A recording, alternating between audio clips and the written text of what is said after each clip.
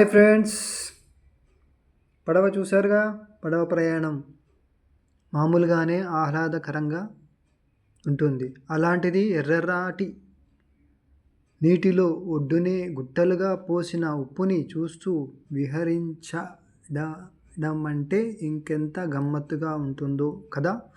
ఆ అనుభవం కోసమే సెనగల్లోని రెడ్సా సరస్సుకి పయనమవుతుంటారు సందర్శకులు.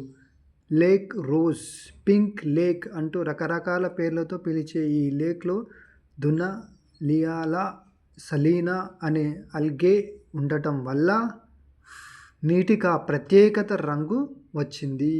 ఇంకా ఈ నీటిలో ఉప్పు శాతం ఎక్కువే. తీరాన వాటికవే ఉప్పు గడ్డలు ఏర్పడుతుంటాయి. వాటిని చూసేందుకు స్థానికులు పడవలేసుకొని మరీ సరస్సంతా చక్కర్లు కొడతా ఉంటారు. Bye friends, take care, have a good day, keep smiling.